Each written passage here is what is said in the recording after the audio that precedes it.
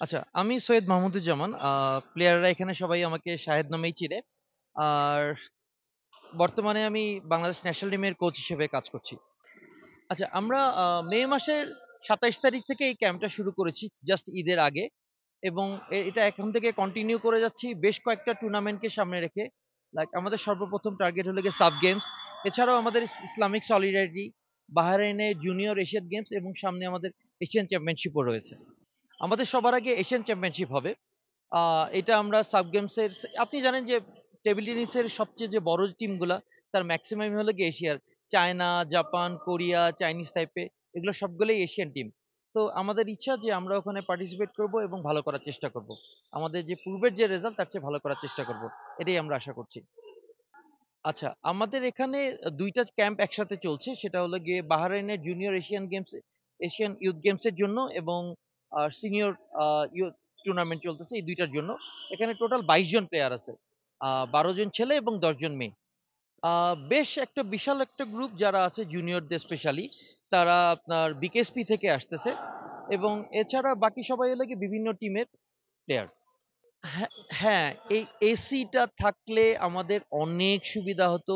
এই প্রচন্ড গরমে ওরা যে এফোর্টটা দিচ্ছে, এটা যদি এসি থাকতো, তাহলে আমি মনে করি এখন যে এফোর্টটা দিচ্ছে তার চেয়ে ২-৩ গুণ বেশি এফোর্ট দিতে পারতো। এবং আপনি জানেন যত চর্চা করবে তত ইয়ে হবে, তত ভালো খেলতে পারবে। কিন্তু গরমের জন্য তারপরেও আমরা কিন্তু সকালে ৩ ঘন্টা আপনার বিকালে ৩ ঘন্টা ৬ ঘন্টা প্র্যাকটিস করছি। বাট এসি যদি থাকতো আমরা আরো বেশি এফোর্ট দিতে পারতাম। এখন যেটা হচ্ছে যে ঘামের কারণে প্লেয়াররা একটু তাড়াতাড়ি টায়ার্ড হয়ে যাচ্ছে, তখন এই জিনিসটা হতো না। এই জিনিসগুলো যদি আমরা ঠিক থাকতো তাহলে আমরা আরো ভালো করতে পারতাম। আমরা আশা করি। আচ্ছা, আচ্ছা, এখানে একটা জিনিস ছিল যে সব প্লেয়ারদের একটা ডিমান্ড ছিল যে ওরা হাইয়েস্ট হাই আরো ভালো প্লেয়ারদের সাথে খেলার জন্য। আমাদের মেয়েদের সাথে আমাদের ছেলেরা খেলে ওটা কাভার হয়ে যাচ্ছে। কিন্তু ছেলেদের জন্য একটা ভালো প্লেয়ার দরকার ছিল। এর জন্য আমরা একজন ইয়ং কোচ এনেছি যে স্টিল এখন কোচ এবং ভালো একজন প্লেয়ার। এবং থাইল্যান্ডের রিসেন্টলি উনি একটা সার্কিট টুর্নামেন্ট চ্যাম্পিয়ন আছে এবং আমি তার ফেসবুক প্রোফাইলে ঘেঁটে দেখেছি এবং রিসেন্টলি সে আরো ২ টা টুর্নামেন্ট চ্যাম্পিয়ন হয়েছে। মানে খুব অল্প সময়ের মাঝে সে ৩ টা টুর্নামেন্ট চ্যাম্পিয়ন আছে এবং থাইল্যান্ড কিন্তু বাংলাদেশের চেয়ে অনেক এগিয়ে টেবিল টেনিসে। তো আমাদের ন্যাশনাল টিমের প্লেয়াররা তাদের সাথে তার সাথে প্র্যাকটিসও করছে, তার সাথে গেম খেলছে এবং গেম খেলে তারা অনেক কিছু শিখতে পারছে। কারণ দেখা যাচ্ছে আমাদের ন্যাশনাল টিমের প্লেয়ারদের সে খুব সহজে হারিয়ে দিচ্ছে।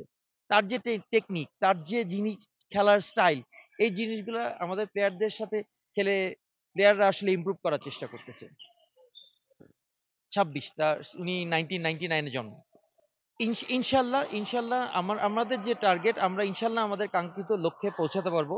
যদি আমাদের এইভাবে যেভাবে চলতেছে, এভাবে যদি আমরা চলতে পারি ইনশাল্লাহ আমরা আমাদের কাঙ্ক্ষিত লক্ষ্যে পৌঁছাতে পারবো। আপনাকে অনেক ধন্যবাদ। সামিট। আহ, আমি 1992 তে প্রথম খেলা শুরু করি এবং যখন থেকে বাংলাদেশের র্যাঙ্কিং সিস্টেম চালু হয়েছিল 2014 থেকে আমি 19 পর্যন্ত খেলেছি। আমি কন্টিনিউ খেলে গেছি এবং টপ 8 এ সবসময় ছিলাম। আমি এক্স ন্যাশনাল টিমেরও প্লেয়ার। যখন আমি ন্যাশনাল টিমে খেলেছি তখন আমার র্যাঙ্কিং ছিল বাংলাদেশে ৩। আর কোচিং ক্যারিয়ার শুরু আমার ২০০৭ থেকে। আমি প্রথম আইটিডিএফ লেভেল 1 করি। তারপর ২০১৪ তে এসে আমি করি লেভেল 2। এছাড়া ২০১৬ তে আমি বাংলাদেশের একমাত্র কোচ যিনি ICC diploma, international coaching course বলে, যেটা ইন্টারন্যাশনাল অলিম্পিকের একটা ডিপ্লোমা। এটা প্রায় ৩ মাসের একটা কোর্স। এটা আমি করেছি। এবং আমার কোচিং ক্যারিয়ারে আমি বিভিন্ন জায়গায়, শুধু বাংলাদেশে না, বিভিন্ন জায়গায় কাজ করার সুযোগ হয়েছে। বাংলাদেশের আগে আমি মিডল ইস্টে কাজ করেছি। আমি আমার যখন ডিপ্লোমা করেছি তখন হাঙ্গেরিতে আমি একটা ডিপ্লোমাটা করি এবং ওখানে হাঙ্গেরির জুনিয়র ন্যাশনাল টিম তাদের সাথে কাজ করার সুযোগ হয়েছে। এবং ওইখানকার যে ক্যাডেট ন্যাশনাল টিম ছিল তাদের স্ট্যান্ডার্ড, ওই সময় আমি রেগুলার প্লেয়ার, তখনও কোচিং এর সাথে সাথে রেগুলার খেলছিও। তাদের স্ট্যান্ডার্ড, শুধু আন্ডার 15 প্লেয়ারদের স্ট্যান্ডার্ড আমার ছিল। জুনিয়রদের স্ট্যান্ডার্ড আরো অনেক হাই ছিল। তো ওই এক্সপেরিয়েন্স গুলা, এছাড়া এরপরে আমি আমেরিকায় বিভিন্ন ক্লাবে বিভিন্নভাবে যখন ট্রেনিং করেছি তখন আমি দেখেছি যে ওদের স্ট্যান্ডার্ডও অনেক হাই। তো ওই কোচিং এর এক্সপেরিয়েন্স গুলো আমি এখানে ইমপ্লিমেন্ট করার চেষ্টা করতেছি।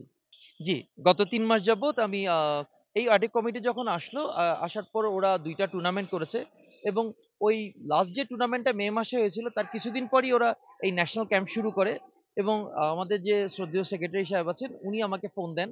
ফোন দিয়ে বলেন যে, "আমরা চাচ্ছি তুমি এখানে ক্যাম্প কমান্ডার এবং কোচ হিসাবে জয়েন করো।" তারপর আমি ২৭ তারিখ থেকে এখানে কাজ শুরু করি।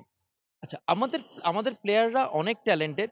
একটা প্রবলেম ছিল যে ওনারা দীর্ঘদিন আসলে কোভিড এবং বিভিন্ন কারণে গত ৪ বছরে আমাদের ৪-৫ টি টুর্নামেন্টের বেশি হয়নি। এই কমিটি আসার আগ পর্যন্ত ৪-৫ বছরে আ এই কোভিড এবং বিভিন্ন সমস্যার কারণে এই টুর্নামেন্ট গুলা হয়নি। ওরা খেলার একটু বাইরে ছিল। তো এখন রেগুলার খেলা শুরু করছে এবং আমরা যে অবস্থায় শুরু করেছিলাম তার চেয়ে এখন অনেক ভালো করছে। ওদের ফিটনেস, ওদের মুভমেন্ট, এজিলিটি এই জিনিসগুলো অনেক ভালো হয়েছে। ওদের কন্ট্রোল অনেক বেড়েছে। আমরা আশা করছি সামনের দিনগুলোতে আমাদের যে মেইন যে টার্গেট এসএ গেমস আমরা ওটাতে ইনশাল্লাহ আরো অনেক ভালো করব। অ্যাজ এক্সাম্পল বলতে পারি আমরা এখন পর্যন্ত সিলভার পাইনি। এখন পর্যন্ত যতগুলাই আমাদের এসএ গেমস এ পদক এসেছে ব্রোঞ্জ এসেছে। ইন্ডিয়া অনেক হাই স্ট্যান্ডার্ড। ইন্ডিয়া আপনার ওয়ার্ল্ড স্ট্যান্ডার্ড একটা টিম এবং ওয়ার্ল্ডের সব টিমের প্লেয়ারদের সঙ্গেই ওরা কম বেশি জিততেছে। ইভেন চায়নারদের সাথে ওরা এখনো জিততেছে। তো আমরা টার্গেট করছি ইনশাল্লাহ এবার আমরা সিলভার আমরা আশা করছি।